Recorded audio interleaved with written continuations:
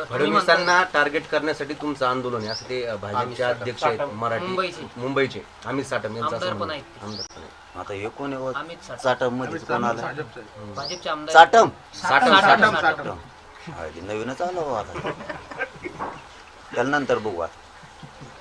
तुम्ही म्हणता की उपोषण आता फायनल आहे, मात्र जरांगेंना उपोषणाची गरज भासणार नाही असं विखे पाटलांनी विश्वास व्यक्त केला आहे. ठीक आहे ना, बघूयात ना त्यांच्याजवळ काय आणि काहीतरी मुख्यमंत्र्यांनी निरोप घेऊन सांगितलं. आले असावेत का ते आज सरकारकडून सकारात्मक? आता तुमच्या साक्षीनंच होणार आहे. प्रत्यक्ष बघितल्याशिवाय मी तरी काय उत्तर देऊ? काय म्हणलेत मुख्यमंत्री त्यांना, काय म्हणलेत दोन उपमुख्यमंत्री, शिष्टमंडळात कोण आहे, एकतर्फी शिष्टमंडळ आहे का कसं आहे, सरकारचं शिष्टमंडळ आहे का काय काय, आता प्रत्यक्ष बघितल्याशिवाय लक्षात येणार नाही ना. एकतर्फी काय भूमिका आहे का काय आहे का कसं आहे का आमच्यावर दबाव आणून काही लादायचं आहे का, किंवा मराठा समाजात काही पुन्हा गैरसमज पसरायचा आहे, संभ्रम काय, हे बघितल्याशिवाय कळणार नाही.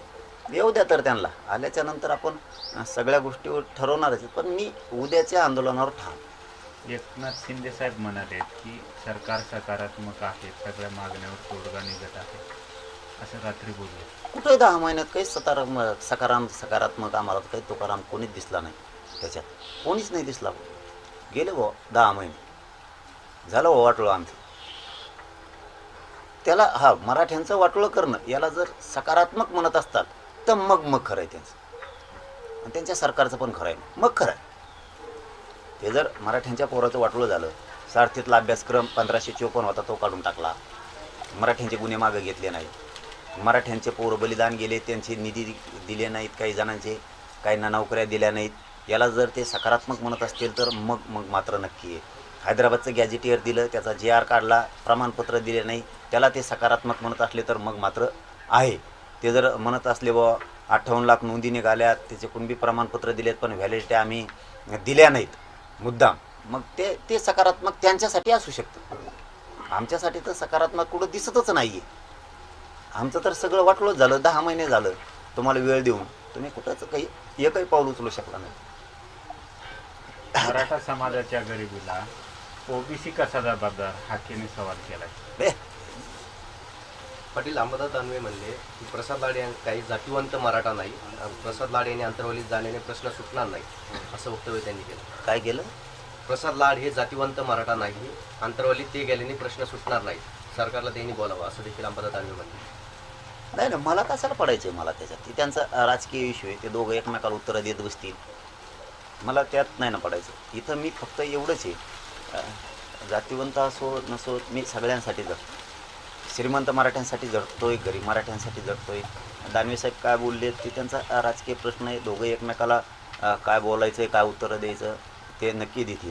पण मी तरी भाजपच्याही मराठ्यांसाठी जगतोय, जीवाचं रान करतोय. मी काँग्रेस, शिवसेनेच्या, राष्ट्रवादीच्या सगळ्या पक्षाच्या लेकराबाळांच्या कल्याणासाठी जगतोय. त्यांच्या पक्षात जरी ते आमदार मंत्री असले तरी त्यांचे कार्यकर्ते मराठा आहेत, त्यांच्या लेकीबाळीसाठी, लेकराबाळांच्या कल्याणासाठी इतका जीव जाळतो आम्ही, इतकं झटतोय की जीवाचं रान करून टाकलं, इतकं लढताना ज्याला त्याला माहीत असतं. मला पहिल्याच उपोषणानं इतके हाल आहेत माझे, माझ्या पोटात प्रचंड आग होती, मला पहिलाच प्रचंड त्रास आहे. त्याच्यातही मी या एवढ्या तळपत्या उन्हात, कारण सूर्य आता सध्या इतका आग ओकतोय, आज लोक 11च्या नंतर बाहेरसुद्धा निघत नाहीत 5 वाजेपर्यंत, सकाळी 11 ते तिसरा पारा 5 वाजेपर्यंत बाहेरसुद्धा निघत नाही, 6 वाजेपर्यंत निघत नाहीत. या तळपत्या उन्हात मी माझ्या समाजाच्या लेकराच्या कल्याणासाठी उन्हात स्वतःला भाजून घ्यायला लागलो आहे ना. सरकारला हे तरी लक्षात आलं पाहिजे मुख्यमंत्र्यांच्या की इतक्या वेदना आहेत ना, का बरं आपण या समाजाला इतकं तळपायला लावायचं. मराठ्यांच्या लेकराबाळाने काय केलं? तुमचं आमचं काय वैर असेल तर तुम्ही आम्हाला फासावर द्या, पण माझ्या गोरगरीब मराठा समाजाच्या लेकराबाळांना का वाटोळं करता? त्यांनी तुमचं काय केलं? गोरगरीब मराठ्यांनी तुमचं काय केलं? तुम्हाला कच मतं केलेत म्हणून तुम्ही सत्तेवर बसला. त्या मराठा समाजाच्या लेकराबाळांचं इतका अन्याय आणि अत्याचार त्याच्यावरती करू नये, त्याला शिक्षणापासून नोकऱ्यापासून लांब ठेवू नये. लेकरं आहेत, ओबीसीचे लेकरं आहेत, मराठ्यांचे लेकरं आहेत. तुम्ही दुजाभाव करायला लागले मुख्यमंत्री सरळ सरळ. ओबीसीच्या लेकरांना काही पण द्यायचं, मराठ्यांच्या लेकराला काही द्यायचं नाही. असं कुठं सरकार असतं का? असली कुठं सत्ता असती का? असं मला हे नाही आवडलं हे महाराष्ट्राला. शेतकऱ्यात पण तुमची तीच भूमिका, गोरगरिबात तीच भूमिका, दलित मुस्लिमात तुमची तीच भूमिका. धनगरांच्या लेकरा बाळा तीच भूमिका तुमची. त्या बंजारा समाजाच्या लेकराचं वाटलं झालं, तुम्ही तीच भूमिका. तुम्ही का वागताय काही कळतच नाही. असं तुम्ही लेकरात भेद करू नका. सर्वसामान्याचे लेकरं लई पोटाला चिमटा घेऊन गोरगरिबांनी ते लेकरं वाढवलेत आणि ते लेकरं शिकवले सुद्धा. प्रत्येक आईबापाला वाटतं माझं लेकरू कुठंतरी नोकरीला लागलं, कुठं काय झालं तर आमचं आयुष्य तरी सुखाचं जाईल. अरे जन्माल्यापासून मरेपर्यंत कष्ट करायचे आमच्या आईबापाला. कधीतरी पोराच्या हातानं सुखा समाधानाचा उद्धार त्या समाजाचा, त्या लेकराबाळाचा, त्या कुटुंबाचा हो द्या रे. काय केलं यार तुम्हाला गरिबांनी, काय केलं? इतके गरीब लेकरं येतं समाजात, इतकी दारिद्र्य पसरलेली, तुम्ही थोडं पण लक्ष देत नाहीत त्यांच्याकडे.